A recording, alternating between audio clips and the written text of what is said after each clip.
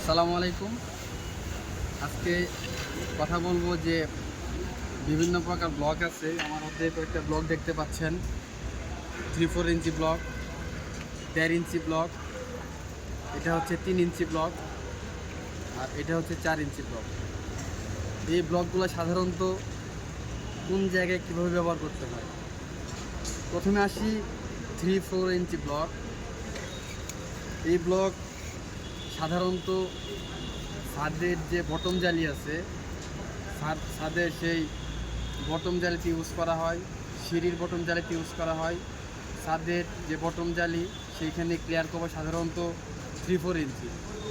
এই ব্লকটা সেম তাই আছে, ব্লকটা আছে 3-4 ইঞ্চি।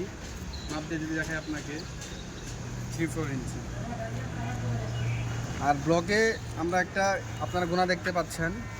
এই গুণাটা সাধারণত দেওয়া হয়েছে কারণ ব্লকের যেই বটম জালি আছে সেই বটম জালির সাথে এই গুণাটা বেঁধে দেওয়া হয়, যাতে লেবাররা যখন ছাদ ঢালাই সময় যাতায়াত করে তখন এই গুণাটা যখন রডের সাথে বাঁধা থাকে, রডটার সাথে ব্লকটা স্থানচ্যুত হয় না। এই জন্যে আমরা সাধারণত প্রত্যেকটা ব্লকে গুণা দিয়ে থাকি। 1.5 ইঞ্চি ব্লকে খেয়াল করলে দেখবেন গুণা দেওয়া আছে, আর 3 ইঞ্চি ব্লকেও গুণা দেওয়া আছে।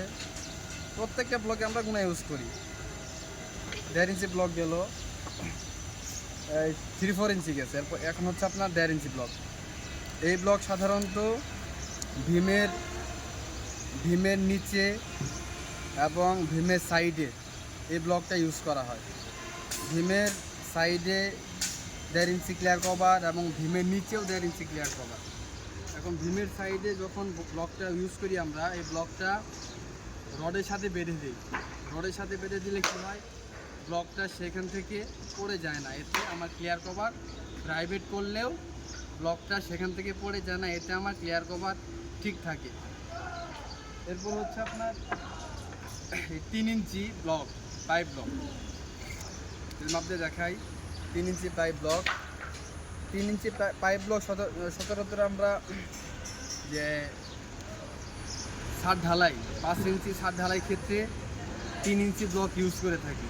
এখানেও এই ব্লকের সাথেও গুণা বাঁধা আছে। এই ব্লকটা 5 ইঞ্চি ঢালাইয়ের ক্ষেত্রে ইউজ করে থাকি। উপরে 1 থেকে 5 ইঞ্চি ঢালাইয়ের ক্ষেত্রে উপরে 3-4 থেকে 1 ইঞ্চি কাভারিং ক্লিয়ার কভার।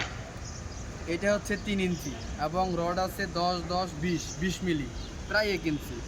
ধরেন এখানে আছে 3 ইঞ্চি আর রড আছে 10 মিলি 20 মিলি। ওইখানে ধরেন প্রায় 3-4 থেকে 1 ইঞ্চি। তার মানে হইতেছে আমার ব্লক এবং রোডে পাইতেছে প্রায় 4 ইঞ্চির মতো, আর উপরে পাইতেছে 1 ইঞ্চির মতো কাভারিং। সেমভাবে